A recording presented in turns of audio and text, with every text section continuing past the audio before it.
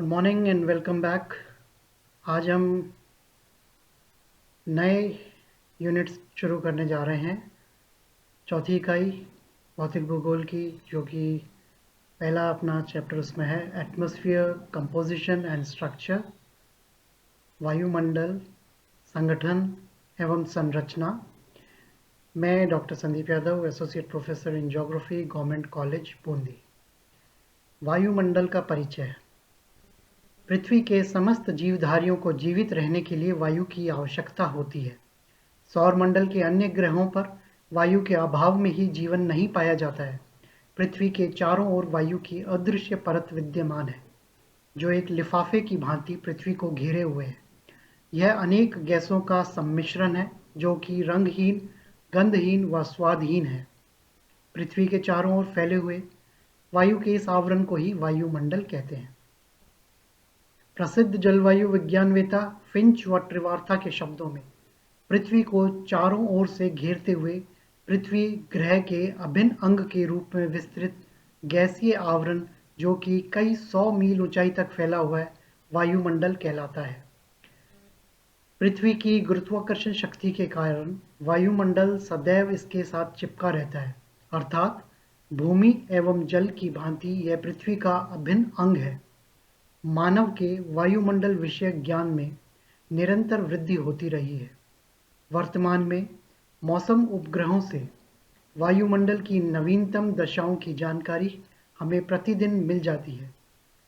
Computer एवं संवेदनशील व अति परिष्कृत मौसम उपकरणों से वायुमंडल की जटिलताओं का अध्ययन और विश्लेषण अब आसान हो गया है।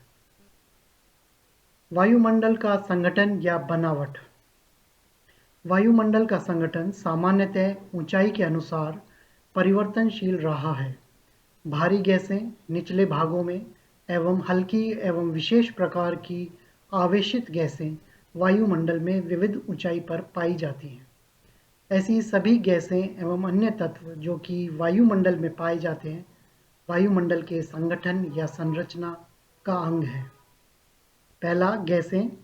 वायुमंडल में अनेक प्रकार की गैसें पाई जाती हैं, जिनमें नाइट्रोजन और ऑक्सीजन प्रमुख हैं। दोनों ही प्राण पोषक गैसें हैं। ऑक्सीजन से शरीर व रक्त शुद्ध व संचालित रहता है, जबकि नाइट्रोजन प्रोटीन व विटामिन निर्माण का आधार है। ये दोनों गैसें मिलकर वायुमंडल का 99% से कुछ अधिक भाग पूरा करती हैं। वायुमंडल की विभिन्न गैसें व उनका प्रतिशत सारणी में दिया गया है। वायुमंडल की पहली 4 गैसें nitrogen, oxygen, argon, carbon dioxide गैसें हैं, जो कि बाकी शेष जो हैं वो अपेक्षाकृत हल्की गैस हैं। इनकी अतिरिक्त अनेक प्रकार की अम्लीय व घातक गैसें गंधक का अम्ल व dioxide, carbon monoxide, hydrochloric acid, ammonia एवं अन्य अनेक प्रदूषक भी वायुमंडल में पाए जाते हैं। कार्बन डाइऑक्साइड 20 किलोमीटर की ऊंचाई तक, ऑक्सीजन व नाइट्रोजन 80 से 100 किलोमीटर की ऊंचाई तक एवं हाइड्रोजन 125 किलोमीटर की ऊंचाई तक पाई जाती है। अन्य हल्की गैसें इससे भी अधिक ऊंचाई तक पाई जाती हैं। ओजोन, ऑक्सीजन एवं सौर ऊर्जा की पराबैंगनी किरणों की प्रतिक्रिया से 30 से 80 किलोमीटर के मध्य मिलने वाली विशेष गैसें, जिसका जो संयोजन होता है वो है O2 + O = O3 है। ये सारणी जिसकी हम बात कर रहे थे, इसमें आप देखें पहली जो 4 गैसें हैं नाइट्रोजन, ऑक्सीजन, आर्गन और कार्बन डाइऑक्साइड, इनका अगर संपूर्ण योग देखें तो ये लगभग 99% से अधिक भाग को निर्मित कर रही है। केवल 1% भाग के अंदर neon, helium, methane, krypton, hydrogen, ozone, इस प्रकार की गैसें पाई जाती हैं। अन्य पदार्थ, इसमें पहला जलवाष्प। वायुमंडल की निचली परतों में जल वाष्प की मात्रा अवश्य पाई जाती है। यही नहीं, आकाश में जितने प्रकार के संघनन रूप विकसित होते हैं, सभी वायु में वाष्प की उपस्थिति का ही परिणाम है। वायु में जल वाष्प सागरतल या जल तल से निरंतर होने वाले वाष्पीकरण से प्राप्त होती है। वाष्पीकरण की मात्रा मुख्यतः तापमान एवं आर्द्र सतह की अनुकूलता पर निर्भर करती है। यदि वायु में उपस्थित संपूर्ण जल वाष्प संघनित होकर पुनः पृथ्वी को एक साथ प्राप्त हो जाए तो पूरी पृथ्वी पर 2.5 मीटर मोटी पानी की परत बिछ जाएगी। सामान्यतः वायु में कुल आयतन के 5% तक ही जलवाष्प पाई जाती है, किंतु यह मात्रा तापमान कम ज्यादा होने एवं भूतल से वाष्पीकरण घटने बढ़ने पर निर्भर करती है। विक्षोभ मंडल में होने वाली सभी प्रकार की गतिशील क्रियाएं, मेघ, बिजली गर्जना, वर्षा, तुषार या हिमपात, ओस, पाला, कोहरा आदि जल वाष्प की उपस्थिति से ही संभव है। प्राय 7 किलोमीटर की ऊंचाई के पश्चात जल वाष्प की मात्रा तेजी से घटने लगती है। 10 किलोमीटर की ऊंचाई के पश्चात वायु में जल वाष्प अपवाद स्वरूप ही मिल सकती है। इस प्रकार जल वाष्प निचले वायुमंडल का मुख्य घटक है। धूल के कण विभिन्न माध्यमों से भूतल से धूल के विभिन्न आकार प्रकार के कण वायुमंडल की निचली परतों में पहुंचते रहते हैं।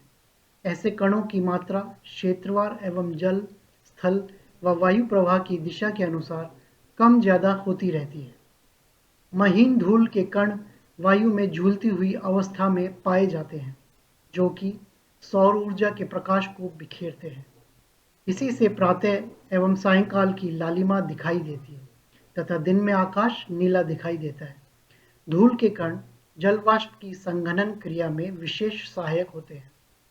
अधिक ऊंचाई पर इनकी मात्रा तेजी से घटने लगती है। वायुमंडल की निचली परतों में मिट्टी के कणों के साथ साथ समुद्री लवण के कण, जैव सामग्री के कण, ज्वालामुखी राख के कण, उल्कापात एवं प्रदूषकों के कण भी पाए जाते हैं। अब है वायुमंडल की संरचना। वायुमंडल की संरचना सदा एक जैसी नहीं है। इसमें ऊंचाई, अक्षांश व ऋतु के अनुसार परिवर्तन होते रहते हैं। ऊंचाई के अनुसार देखा जाए तो सबसे भारी और सघन गैसें, वाष्प व धूल के कण सबसे निचली परत में पाए जाते हैं। हाइड्रोजन तथा हीलियम जैसी हल्की गैसें ऊपरी वायुमंडल में अधिक मात्रा में मिलता है। वायुमंडल की ऊपरी परतों में जल वाष्प की मात्रा 0 होती है। ओजोन का सर्वाधिक संकेंद्रण 30 से 60 किलोमीटर के मध्य मिलता है। ऊंचाई बढ़ने के साथ साथ वायु विरल होती जाती है तथा उसका वितरण भी निचली परतों की भांति संगठित नहीं रहता है। 600 किलोमीटर के पश्चात वायु बादलों की भांति छोटे बड़े गुच्छों में बंटने लगती है। व्यावहारिक दृष्टि से 1600 किलोमीटर पश्चात वायु इतनी अधिक हल्की व आयनीकृत हो जाती है कि भूतल पर प्रभाव की दृष्टि से नगण्य मानी जा सकती है। वायुमंडल में जल वाष्प तथा ओजोन के वितरण में अक्षांश व ऋतु के अनुसार परिवर्तन होता रहता है। ग्रीष्म ऋतु में ओजोन उच्च अक्षांशों में अधिक तथा विषुवत रेखा के निकट कम मात्रा में पाई जाती है। इसी प्रकार ग्रीष्म ऋतु में निम्न अक्षांशों में जल वाष्प की मात्रा अधिक पाई जाती है। कार्बन डाइऑक्साइड की मात्रा उच्च अक्षांशों में ऋतु क्रम के अनुसार बदलती रहती है। दीर्घ अवधि में कार्बन डाइऑक्साइड तथा ओजोन की मात्रा में अंतर आते हैं। जैसा कि ज्ञात है, वायुमंडल में कार्बन डाइऑक्साइड की मात्रा निरंतर बढ़ रही है तथा ओजोन की मात्रा घट रही है। वायुमंडल की भौतिक संरचना देखी जाए तो इससे अनेक परतें पाई जाती हैं। ये परतें तापमान, वायुदाब और अन्य विशेषताओं पर आधारित हैं। वायुमंडल की परतों में विभाजन को वायुमंडल का स्तरीकरण भी कहते हैं। वायुमंडल की परतें कौन कौन सी हैं, आइए इसके बारे में जानें और किस प्रकार से इन परतों का हम विभाजन करते हैं इसके बारे में देखते हैं। वायुमंडल में ऊंचाई के अनुसार उसकी बनावट बदलती जाती है। सौर ऊर्जा का अधिकांश भाग पहले पृथ्वी तल को गर्म करता है, अतः वायु की निचली परतों का तापमान वितरण इससे प्रभावित होता है। निचली परतों में पाई जाने वाली गैसों का स्वरूप भी बदलता रहता है। वायुमंडल की परतों का वर्गीकरण 2 प्रकार से कर सकते हैं। पहला, रासायनिक बनावट के आधार पर और दूसरा, गैसों की उपलब्धि एवं विशेष घटनाओं के आधार पर। तो रासायनिक बनावट के आधार पर हम वायुमंडल को कैसे बांट सकते हैं? इस आधार पर वायुमंडल को 2 मुख्य भागों, सममंडल या होमोस्फियर और विषम मंडल या हेट्रोस्फीयर में बांटा जाता है। सममंडल। सममंडल की ऊंचाई 90 किलोमीटर तक है। इसमें गैसों की भौतिक और रासायनिक बनावट प्राय समरूपी रहती है। यहाँ की मुख्य गैसें नाइट्रोजन, ऑक्सीजन एवं कार्बन डाइऑक्साइड है। ये मिलकर 91% से अधिक भाग बनाती हैं। शेष 9% में नियॉन, हीलियम, जिनॉन आदि गैसें आती हैं। जल वाष्प, धूल व अन्य विविध कण इसी भाग में पाए जाते हैं। और दूसरा है विषम मंडल। विषम मंडल की बनावट जटिल है। इसकी ऊंचाई 90 किलोमीटर के पश्चात वायुमंडल के शीर्ष भाग तक है। इसमें विशेष क्षेत्रीय परत में विशेष किस्म की सौर ऊर्जा से चार्ज गैसें पाई जाती हैं। यहाँ पर ऐसी गैसों की 4 परतें मिलती हैं। आणविक नाइट्रोजन परत 200 किलोमीटर तक, आणविक ऑक्सीजन परत 200 से 700 किलोमीटर तक, हीलियम परत 700 से 1100 किलोमीटर तक और आणविक हाइड्रोजन परत 1100 किलोमीटर से अधिक ऊंचाई पर। सौर ऊर्जा की विशेष किरणों के जो प्रभाव है उससे विविध ऊंचाई पर चार्ज होने वाली गैसें पृथ्वी के चुंबकीय प्रभाव को जागृत रखने वाली होती हैं। इसी से ओजोन व आयोन विकसित होते हैं। सौर ताप की उष्णता अधिक ऊंचाइयों पर अधिक मिलती है। इसी कारण यहाँ के तापमान भी अधिक ऊंचे रहते हैं। ऊंचाई बढ़ने के साथ साथ विरल गैसें ही पाई जाती हैं। अब वायुमंडल का जो स्तरीकरण ऊंचाई के आधार पर हम करेंगे। वायुमंडल की ऊंचाई 16 से 29,000 किलोमीटर तक बताई जाती है, किंतु 800 किलोमीटर तक की ऊंचाई वाला वायुमंडल ही अधिक महत्वपूर्ण है। सामान्यतः ऊंचाई पर जाने पर वायु हल्की होती जाती है। सूर्य तप में सबसे पहले पृथ्वी की सतह गर्म होती है तथा उसके पश्चात वायुमंडल की निचली परतें एवं उनसे ऊपर की परतें क्रमशः गर्म होती हैं।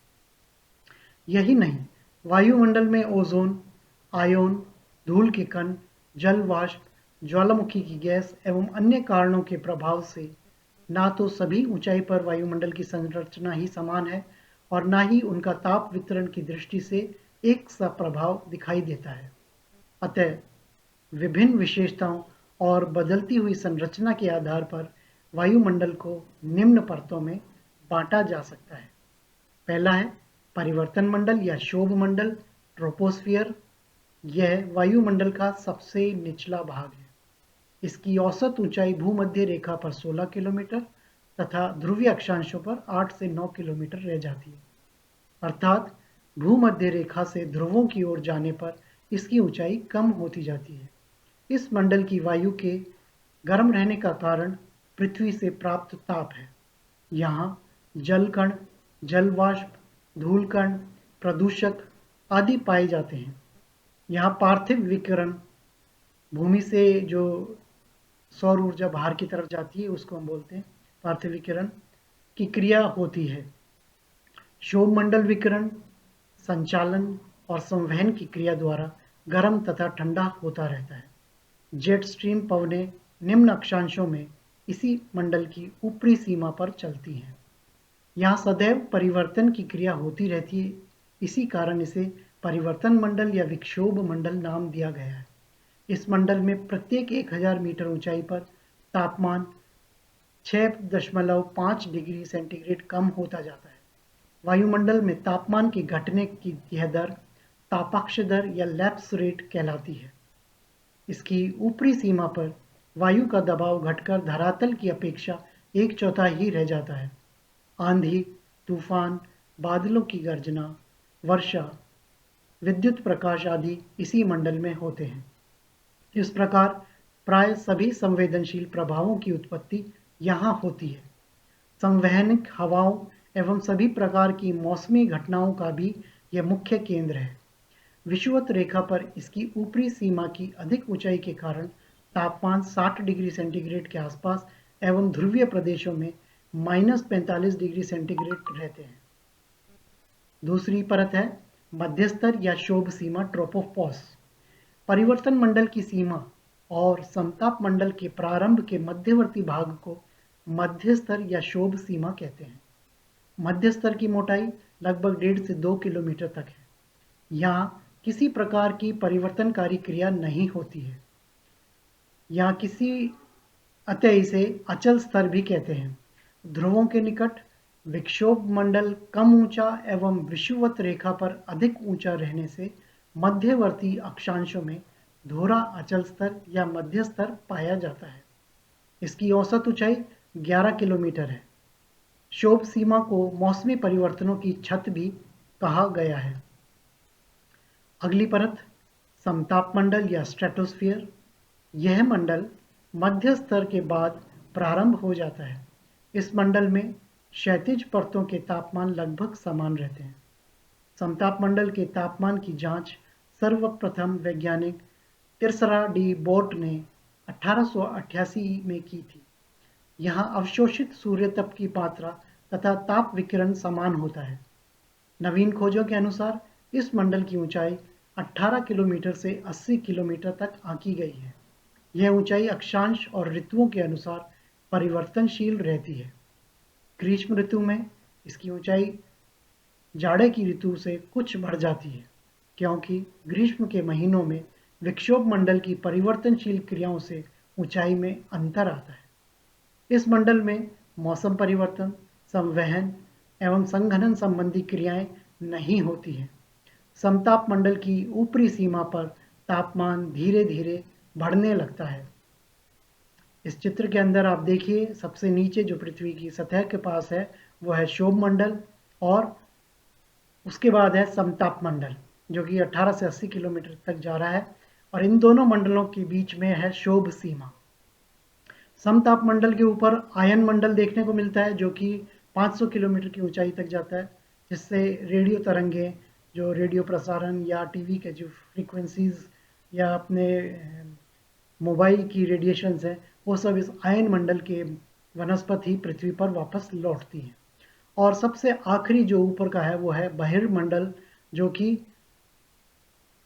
वायुमंडल की आखिरी छोर तक फैला हुआ है। चौथा है ओजोन मंडल। ओजोन मंडल समताप मंडल की ऊपरी परत पर ही स्थित है।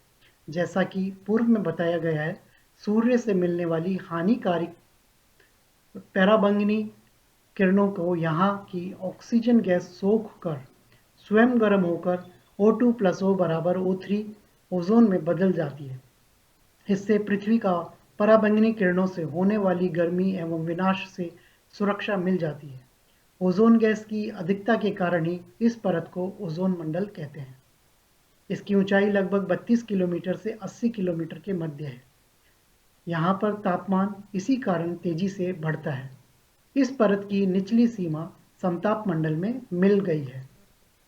पांचवी है तापमंडल या आयन मंडल, आयनोस्फीयर। वायुमंडल की यह ऊपरी परत 80 किलोमीटर से लगभग 500 किलोमीटर की ऊंचाई तक फैली हुई है। यहाँ पर उपस्थित गैसें ब्रह्मांड किरणें, जो कि कॉस्मिक किरणें, ग्रहण कर विद्युतमय हो जाती हैं। इस आयनीकरण या विद्युतमय क्रिया के कारण ही इस भाग को आयन मंडल कहते हैं। इस भाग में ध्रुव ज्योति, उल्काओं की चमक, रेडियो तरंगों का विभिन्न ऊंचाई पर पुनः पृथ्वी पर लौटना, नीले आकाश जैसी क्रियाएं होती हैं। आयन मंडल कई तहों में बटा हुआ है।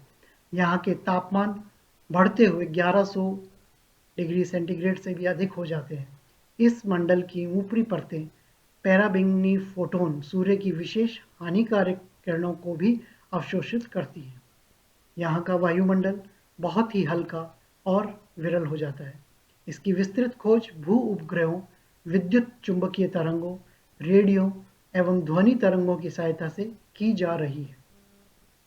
और अंत में है बहिर्मंडल, एक्सोस्फीयर। यहाँ पर वायुमंडल बिखेरने की स्थिति में होता है।